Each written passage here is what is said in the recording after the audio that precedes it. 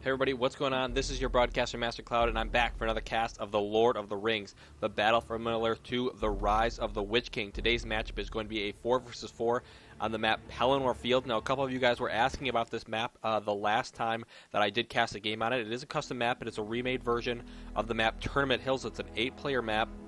And, of course, this map and many others available on GameReplays.org. You guys can, of course, go there to go ahead and download these, this map and several other ones as well. But anyways, let's jump into the game here a second. Let me introduce the players. Spawning at the 10 o'clock position as elves on the top side is going to be Thoon.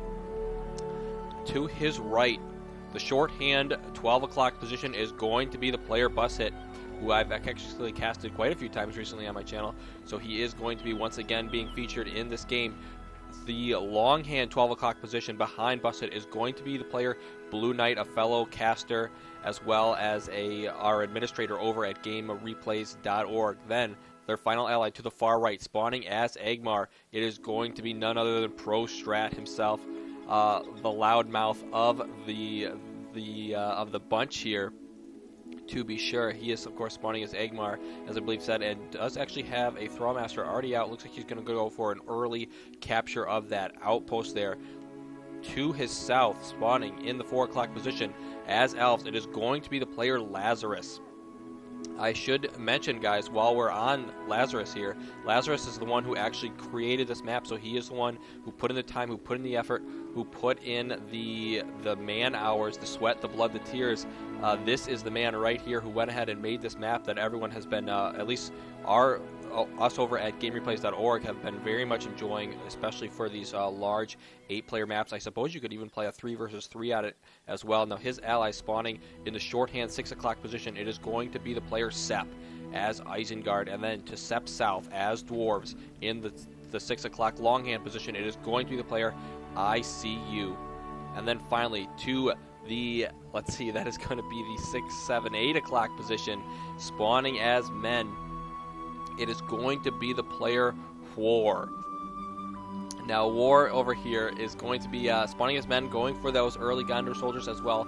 And before we get too much into the mechanics of what's happening in this game, let me just go over a couple of things. In case you guys aren't aware, there is an upcoming tournament this Sunday, which is going to be April, gosh, what is today? April 22nd, 24th, something like that. It's Earth Day today, I believe. But I think it's the 22nd, so you got a couple more days, 5, 6, 7, 8, somewhere in there. It is going to be Sunday, and that is the day that they are, Game Replays is hosting a tournament. It is just going to be a small 16-player tournament. You can go ahead and go to GameReplays.org and sign up if you are interested in participating in that tournament. They have several players already lined up.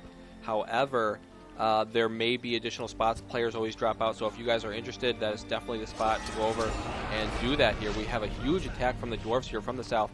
And guys, I hope you are all set in your seats or beds or wherever you may be sitting, laying or otherwise watching this cast, as this is going, as I've been told, this is going to be quite a long as well as a good game. So I'm very excited to be able to bring this game to you guys, and I hope you do enjoy it. Actually, we have a very early troll cage coming up here by Blueknight, as well as 3 orc pits here. So he is going for a heavy orc strategy and then throwing in the cave trolls, most likely in the back, to deal the damage to the buildings.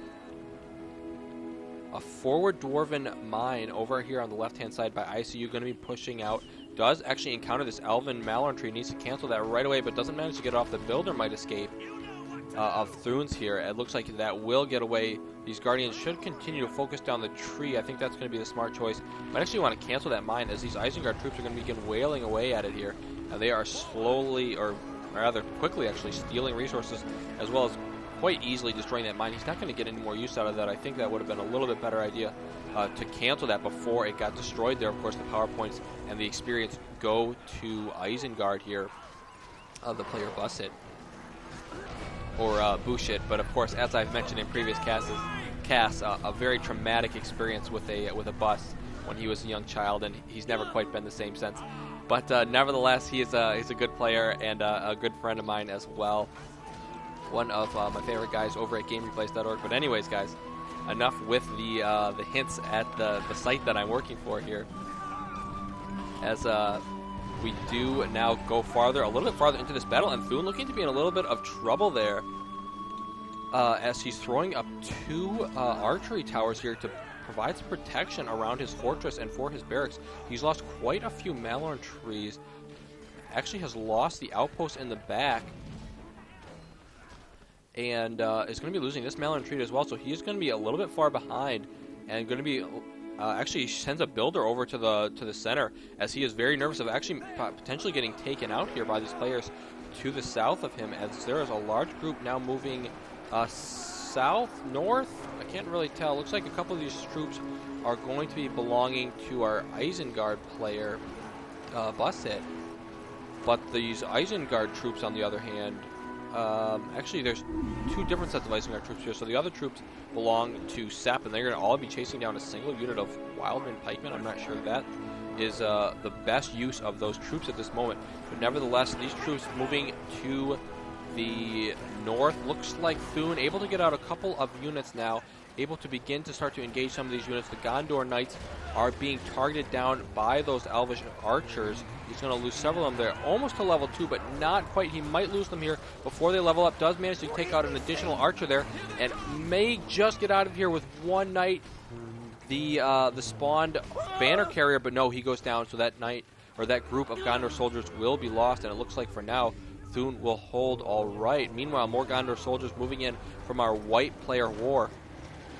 And War going to be dealing a lot of damage to the archers here, who are very up close, fighting these Gondor soldiers. But more orcs from the back should be able to clean this up, as these Gondor soldiers cannot deal that much damage. There's actually a couple of pikemen in here as well, but they'll get easily taken out by the archers as well as by the orc warriors, who have been thrown in defensive mode by Blueknight here in an attempt to save them as much as possible and letting the archers do the work. I think he accidentally put these archers on defensive stance, most likely accidentally grabbed them when he was grabbing the orc warriors. Let's take a look at the right side. We haven't taken a look at Lazarus at all. What does his base look like? A very nice SimCity setup here. He's gone for a couple of barracks as well as that green pasture for those Rivendell Lancers. Very effective on this big open map of his. He's definitely going to be wanting to utilize that if possible. It looks like Lazarus owns the outpost for now, but a ton of Wildmen are going to make very, very short work of this outpost, as it has a very minuscule amount of health. Prince Brand out for the Dwarven player ICU, going to begin to pick off some of these Wildmen, but not before they take out the mine, and of course in addition to that outpost that they already took out. So I think this is definitely a good throwaway of units here, as it wasn't really a throwaway at all. It was a strategic attack here by our player. Actually, I believe those are Bushit's troops, are they not? Yeah, the pink player there is going to be Bushit. So, actually, did he really go pink for this one? Yes, he did. Nevertheless, actually, no one is my color here, but that doesn't really bear any. Of course, your colors can sometimes be helpful in identifying your own troops on the map, but for the most part, I mean, obviously they don't give you any sort of strategic advantage. All of these troops surrounding the furnace here, dealing a ton of damage, taking that out very instantly. However, at the same time, they have been surrounded now by War's troops here, and of course I know I am mispronouncing that, guys, but nevertheless, looks like he should be able to win this battle, especially with Aemir in here. Aemir's a little bit nervous to engage, though, with those pikes, and he's going to actually get out of there with some of these troops. A huge group of units now moving in towards the center of the map, and most of these are going to be the dwarves of ICU and a huge army from Sepp here. And they're chasing down a couple units of Bushit, who is just basically throwing these units away in order to distract the army. But the dwarves turn back around and are now headed to the north. Prince Brand leading, or taking up the rear, as he is shouting commands to his troops in the front: charge forward, do the damage to the enemy infrastructure. the pikemen here are going to get taken out very quickly. Meanwhile, on the right-hand side, we have a huge attack coming from Prostrat. It looks like he's attempting to take out Lazarus's fortress. Throws down the whirlwind as well as the double arrow drop from the archers in the back here. And that is going to destroy a large amount of Lazarus's troops. Throws down the heal to save as many of those as possible. But he's lost a good amount of his infrastructure here. He's lost the green pasture as well. And these wraiths dealing a ton of damage, or these whites rather, dealing a ton of damage, as they've been incredibly buffed in patch 2.02, of course, which is the version that these guys are playing on, you guys. 2.02 version 4, which of course you can download from the website as well. I will put those links in the description down below. Of course, as always, you can always check that description box down below for any sort of links that I might be referencing in the cast. If I forget, of course, you guys can, of course, remind me in the comments too, which I, of course, do read all of them.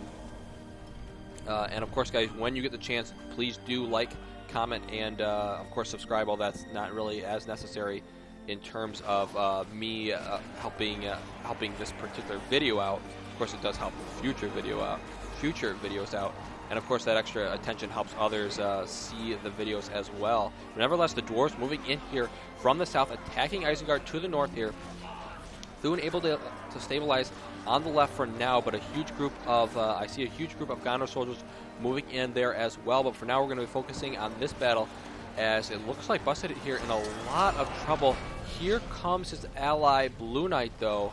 But Blueknight actually is not going to come help him. He's actually going to be moving to the left to help Thoon instead, I guess. He's going to leave Bushit to his own devices. I guess these troops do belong to Sepp here. What does Bushit have? Pretty much nothing. He's going to lose that clan steading, an expensive building to lose. 600 resources. The Uruk pit as well may go down here. And he's looking to be in a little bit of trouble. He doesn't hardly have any troops. Just lost all those wildmen to that battle wagon as well. Battle wagon does have that banner carrier in the back, giving those nearby units the leadership bonus plus 33% health as well as damage. Lurtz is out for Bushit, but I mean, what can one hero do against this many enemies? And I think his fortress is in huge danger of going down right now. Looks like the troops on the right, this attack troll from Blueknight, doing work, really. It's in beast mode right now as it chases down a couple of these horsemen, and that battle is going to go convincingly to Blueknight as he does clear up all of Hor's units there, but now he needs to move back towards the center and help his ally Bushit here. On the right-hand side, it looks like the Angmar attack has been held off momentarily. There goes an arrow drop down on the Mirkwood archers. Ooh, those are some expensive archers to lose. Looks like the level 4 survives, and the level 1 doesn't have a well, so it looks like he won't be able to revive those units quite yet. And it's pretty hard to get 2 Mirkwood archers up to level 2 when they're that low on experience. A couple of Mirkwoods here actually for Thoon. 2 groups of Mirkwood archers over here. Does he actually have? He did actually end up using that builder to use to produce an elven barracks in the back here, and those troops are being extremely helpful in pushing back this attack from the dwarves. What the dwarves really lacked in that attack was any sort of siege equipment to deal damage to this fortress, to this infrastructure from afar, and that whole time they were taking a lot of damage from the fortress, from the elves when they arrived, as well as Lurtz from afar. It looks like he may have fallen in that battle. I don't see him on the field at this time. Looks like a unit of Uruk pikemen around the backside over here. One falls into the pond a little bit, but it looks like those units will go down to these archers on the left-hand side. Our men player, who are doing pretty well, I would say, has the marketplace now up. You can see these resource nodes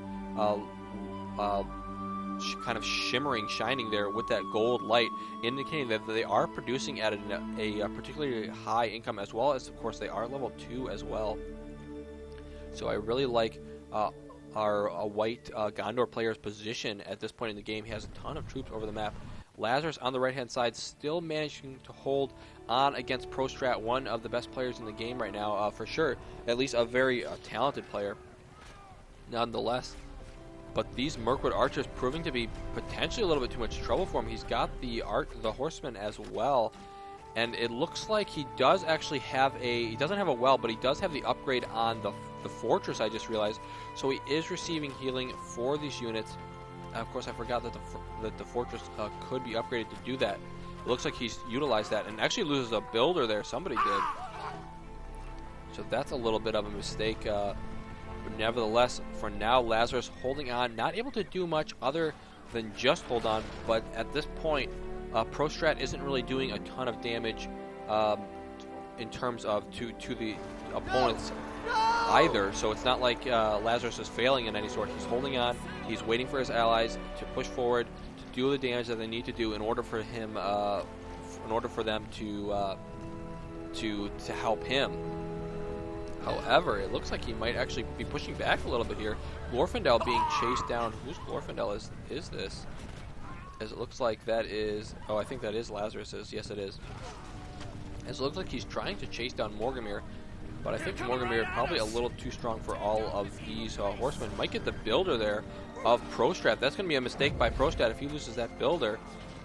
Morgamir able to take out a couple of these horsemen up close, but I think they will chase down that builder. Glorfindel sitting back healing for now. There's a huge battle going on the left-hand side. He's running this builder in circles, but it is just not going to be enough. The builder falls down, or the builder goes down. I guess falls down too, but I mean goes down, way more epic. That was definitely overkill there as the ballista shoots down two. Snap! The thing just the ballista just hit this guy in the face. Boom! Okay, sorry guys. That was I always love like the little like ridiculous things that always seem to happen in this game that you never see coming. As that is major overkill. Faramir here gonna maybe be able to survive. Boromir, his brother, as well as a couple of hobbits attempting to save him. And Faramir running in circles, actually going to survive. These elves not able to take out the captain of Gondor. Actually, is it the captain of Gondor, or is Boromir the captain of Gondor? They're both captains of Gondor. And now additional horsemen moving out, led by Aemir. We'll be looking for additional buildings to sort of pick off, or any stray units to deal damage to. Looks like this inn is back up in the back there. Could focus that, the outpost rather. On the right-hand side, Lazarus retreating from that Agmar spell there, Blight, which of course has been remade in patch 2.02 to deal a lot of damage. Glorfindel here has been trapped, it looks like, by Bushit's lurks, and Glorfindel will fall. Actually gets transformed into a white, which will now be moving forward with the army of Prostrat. And of course Blight, just so you guys know, this was reworked. It is a 15 power now instead of a 5, and slowly deals damage to units in the area over time. There's a lightning strike by the Isengard Tower on, looks like some of Bushit's troops, but actually only got a few of them. I think it's a little bit of a wasted. We do actually have the ring captured. I must have missed that, but it looks like the ring has been captured here over in the Isengard Fortress by Sepp. But just to finish my explanation on Blight, it does deal damage over time, and then any units that die within it are transformed into a white, which of course, as I mentioned earlier, there goes an arrow drop down. As I mentioned earlier, those whites have been very much buffed in patch 2.02. So it can definitely be a very, very powerful spell. These Mirkwood archers getting stuck way out in front. He's going to lose a lot of those. Several attack trolls moving in as well, and this is what Lazarus did not want to happen. He was able to hold on against Prostrat, but he's not able to hang on against the combined forces of 3 enemies. And where is his teammates? Actually, here comes a Thoon as well, so everyone now bearing down, every one of his opponents now bearing down upon Lazarus in an attempt to take him out once and for all. I'm not sure he has other buildings out around the map able to get out a single unit of Noldor warriors, but that's really not going to be enough against 4 enemy forces. And at this point, his allies need to either help him or attack, but I would say the smarter choice now is to attack, as all of the enemy forces are, of course, over here at Lazarus' fortress. They don't have a ton of siege either, so it's going to take a little while to take down this fortress. I mean, of course, they have a ton of troops here, so it won't take too terribly long. But nevertheless, it's not going to be nearly as fast, especially with the rebuild going down there by the dwarves, or even potentially by the men have a rebuild as well. And the longer they keep these armies out of position, the better chance they have to make their own attack count. There goes down the rally call. The units and really the complete forces of Thor moving in, but there goes the rock drop down to completely destroy that attack. And unbelievable, the forces of Gondor have been completely obliterated. Sep's forces managed to survive, but Saruman is out and can deal a ton of damage to these units in just a moment, as he will use his Wizard Blast power. Or not. Bushit, use your Wizard Blast power against these troops. There it goes, as those Uruk-hai go flying. Of course, he has the Fireball option now available to him as well. Meanwhile, on the right-hand side, Lazarus has been defeated. He has lost all of his buildings. Prince Brand falls as well. And Lazarus not able to get a builder out in time. His fortress does fall, and the combined forces of all four of his opponents there dealing way too much damage. The arrow volley goes down. I'm pretty sure that was by Prostrat as a... Oh, actually it went down on the dwarves. I didn't see those dwarves come out of the mine, so a smart move by Prostrat there, as I thought he might just be celebrating, using those as fireworks, which you sometimes can do. It does look kind of cool when you launch a ton of them, as we got a small taste of right there. These forces will move to the west now, beginning to head towards the fortress of Sep, as well as towards the fortress of ICU. It looks like, what the heck just happened?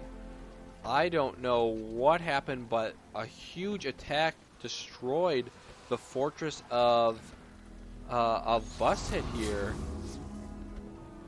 And I have no idea what that was from. But it looks like he's able to rebuild his fortress almost immediately, as he is beginning to plant the foundation of his next fortress already. Men are moving in against Thoon, though. He won't be eliminated if he loses these buildings. As you recall, he does have the barracks in the back of his allies' base over there. And I'm not sure he actually has enough to hold this off. A couple of units now returning from the east side of the map, though, should be enough, I think, to rather quickly take out these forces. However, there are some Gondor Knights here, could deal a lot of damage to those archers if they can get in there. The horn goes down. Where even is Boromir? I think he's way over here, wasn't he? I'm not sure how many units that even caught. And here comes Blueknight as well to deal with these forces who are not able to get in and to deal the significant damage to take out the fortress. I'm still curious how Bushit's fortress went down, but must have been either mines, or I guess those Isengard troops. A couple of those Isengard troops survived, but I thought that they would have been easily taken out by the remaining forces in the area. It looks like Prostrat now moving in from the south. He is going to go for the Dwarven fortress first, as that appears to be the most vulnerable. There's a cancellation going down, as Sep, I think, is realizing he may not be able to survive for very long, and he's beginning to cancel all his buildings. I'm not sure. I guess he just thinks this match is over. And indeed it might be. 3 versus 4 is incredibly difficult. Of course, not nearly as difficult as maybe 1 versus 2, but nevertheless, still going to be a very hard come behind win if these guys are to pull it off.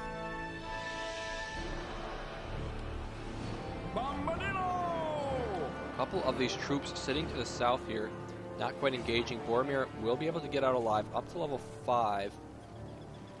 We haven't seen an incredibly large amount of heroes on the field. Actually, we have seen a decent amount of heroes. None of the higher tier heroes, other than maybe Gandalf.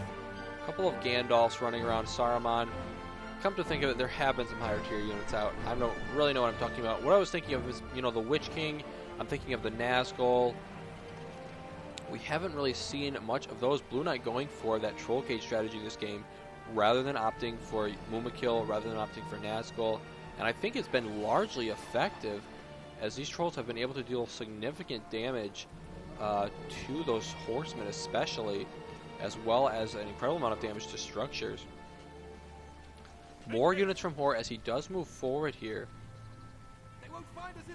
and will once again be going for the fortress of Thoon, and might actually get it this time. I'm not sure if anyone is in position to actually help him this time. And these archers can deal a decent amount of damage from afar. Boromir standing nearby, adding that leadership bonus to those troops. There goes the arrow volley down. Needs to scatter these troops. Instead throws down the land bonus. One of his allies does. Actually scatters them very nicely there. In case you guys didn't know, of course, you can select your troops and then click X to have them scatter. But here comes the forces of Blueknight from the right. Is it going to be enough? Gandalf is in the mix. Could use that Wizard Blast on all of these troops if he can actually get in there. The eye goes down on those troops, though, so they do have additional help. Gandalf, you need to use your Wizard Blast. Please use your Wizard Blast. The troll goes down. The heel goes down. The horn goes down. There's the Wizard Blast actually on the Isengard troops instead. And Gandalf actually goes up to level 3. Has that Lightning Sword ability. Is going to throw that down as well. Right on top of all of these troops. The heel goes down by Hor. Gandalf still taking a lot of damage from Lurtz, who is right in the front and does indeed take him out. Is taking a lot of damage from those fire arrows, though. Might not actually get out of this alive. And no, in fact, does go down. So Lurtz falls. Do we have... I thought I heard something brewing there, as it was going to be the lightning strike on the elven forces of Thoon by our player Sepp. And it looks like he hasn't canceled everything, just canceled a large... He's actually taking damage right now from Prostrat, who's beginning to use these upgraded Trollstone throwers to deal damage to this fortress from afar. And there is basically no troops on the field for Sepp to actually go ahead and prevent this, prevent these catapults. And looks like a huge sneak attack by our Dwarven player ICU here from the backside. There goes down the whirlwind. Where's the volley? Most likely going to be coming down. It's going to be actually a double summon, rather, of both the Gundabad warriors as well as the Rites. And that should be enough. There goes finally down the archer volleys. But at this point, there's hardly any units left to actually deal that damage to. We'll be able to take out, you know, a single unit there potentially. And the fortress here, we do have the Dark Lord out on the field. Sepp able to survive just long enough to get Sauron out. And now the games can really begin. The Trollstone Thrower here going to go down with 2 swings as those units keel over. He might actually lose his fortress, though. And I think one more blast, he should get it off, unless there's a heal on his fortress here. But meanwhile, Thoon's fortress is taking a ton of damage on the right side. More units now moving in from the north, but the fortress on the south side, is it going to go down? There's the final rock, and I think the fortress of Sepp will indeed fall. It looks like he does have a builder, so he's not out of this game yet, and the builder, of course, is pretty safe. King Dain retreating up to level 4 for now. Let's take a look at the battle on the left side here. We'll get back to Sauron in just a second to see what more dastardly deeds he might be up to over towards the center of the map. But I'm really interested to see if War can go ahead and win this battle, as it would be a significant blow to the enemy if he can take out Thoon. Of course, those Elven spells can be incredibly devastating, especially at higher levels. The Sun Flare, the Flood. And actually, how close is our Elven player to those? I want to take a look at some of the powers here. Looks like he's sitting at 13 right now. Doesn't even have a 15 power yet, so that would be next. Could go to that 15 power very shortly if he does not lose his fortress. Other players opting for, as I'm just kind of scrolling through there, guys, you can take a look at exactly what they're choosing. We do have Army of the Dead available for Hor, though, and Hor doing an excellent job this game of managing to deal a ton of damage to his opponents. basically have a huge army non-stop. He's able to rebuild it at such speed. I really want to take a look at his base to see what he has. Just a couple of units queued up. He's got more Rohirrim coming out, and I think it's basically because of this marketplace, because of the vast amounts of income he is in fact making.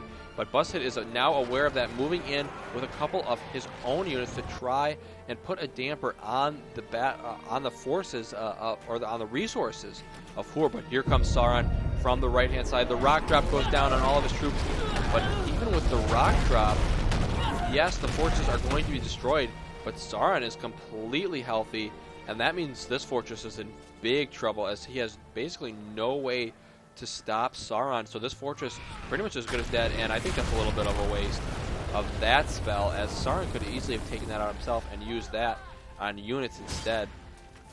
But nevertheless, it's going to be a little bit faster. The fortress will go down. Thoon summoning the Ents. It looks like he did manage to get to his 15 power.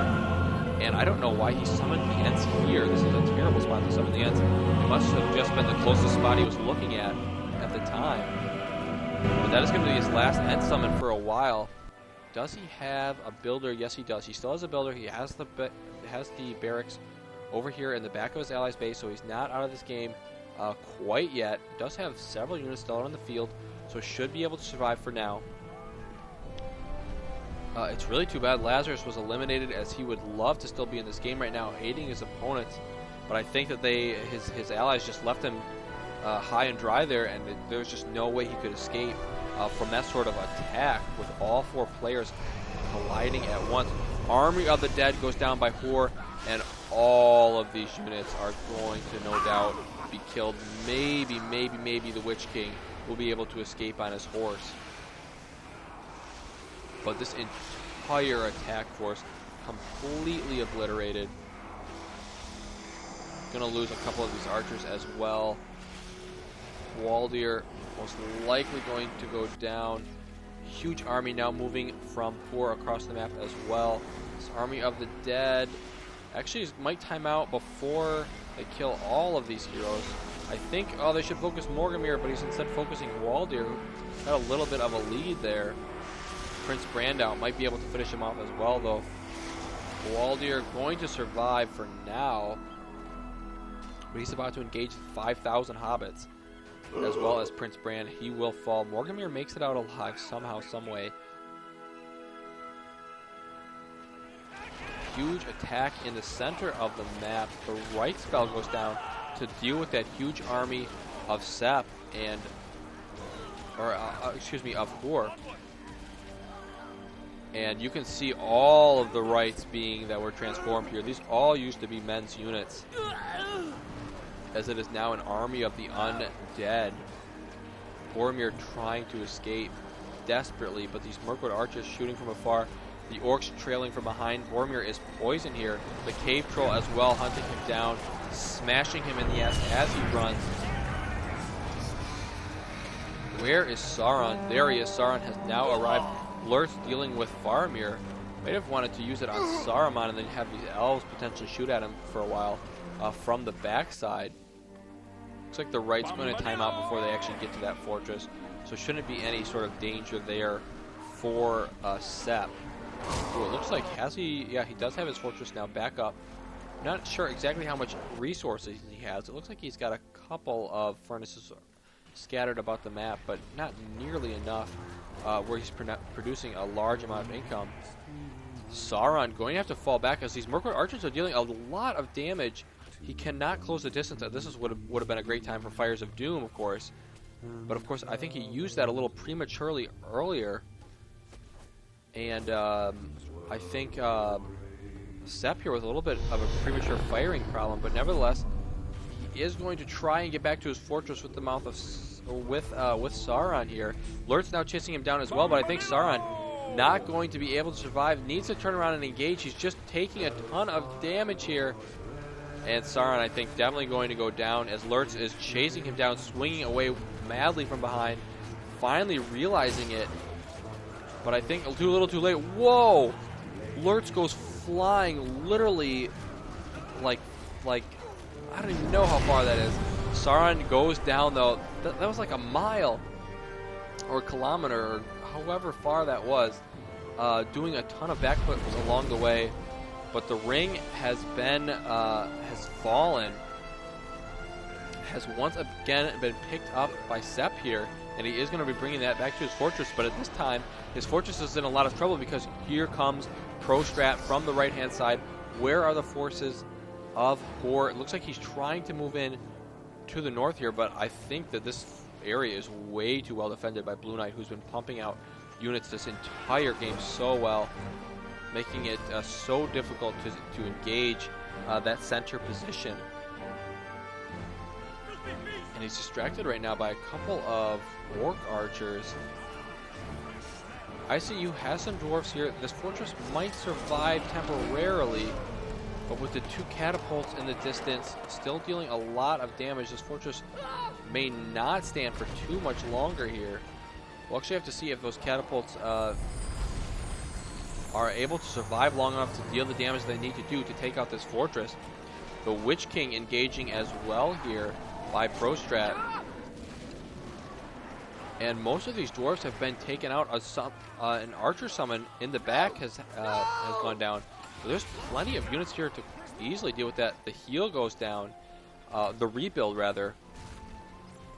But there's still so much here to deal with. He just doesn't have the forces. He just doesn't have the army, the defense to deal with this sort of punishment. And with that, the fortress will go down. And if he loses the fortress, the ring is no doubt going to fall into enemy hands. We'll actually have to see who picks that up, and if that comes into play, the fortress falls, and Sepp here in a lot of trouble. What does he have left? Does he just have this left? Does he have any additional builders out on the field? He has 1 builder right here. Needs to get him out of there as fast as possible before this goes down. But I think it's too little, too late. The blinding light goes down and stops these forces, but it doesn't stop the catapults. And he loses his final building, and there he is eliminated from the game.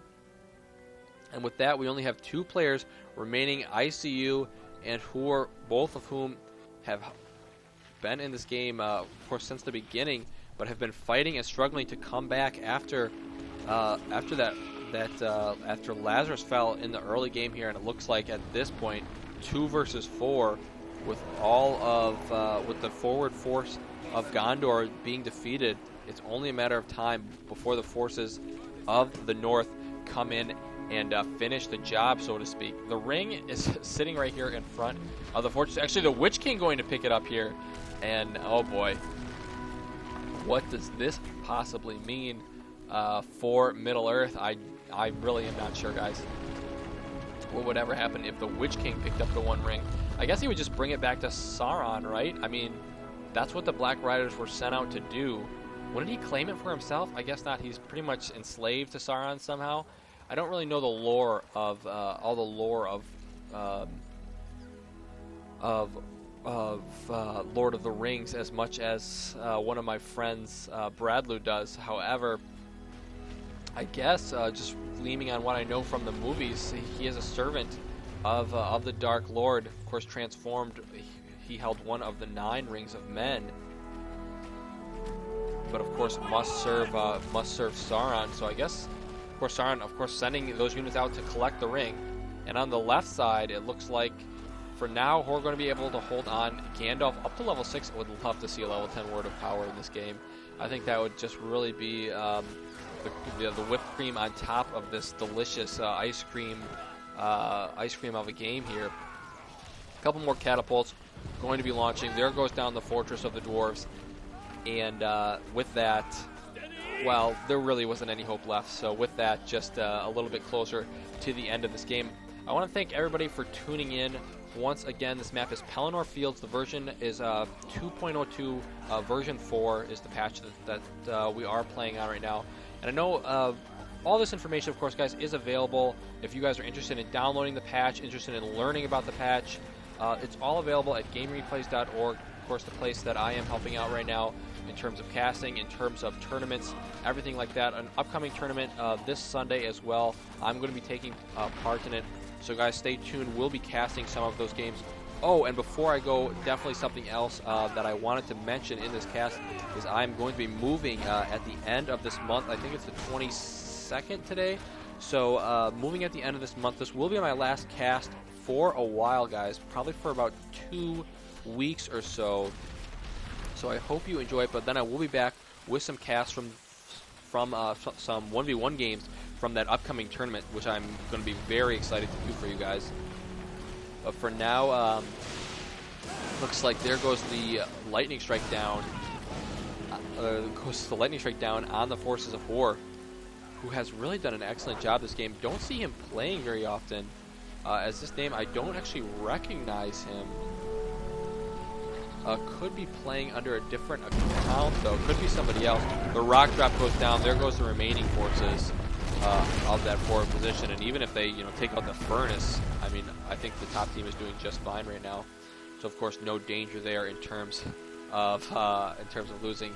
And actually, Hor leaves the game. He realizes that it's hopeless, and he doesn't want to sit around and watch all of his beautiful structures go be destroyed. So he is going to leave the game.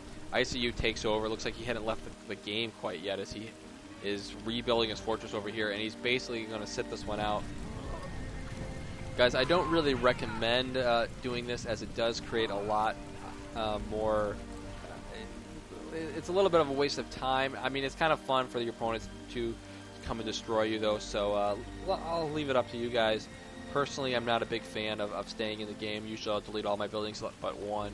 Let my opponents kill that, so that they're happy that they killed me or whatever.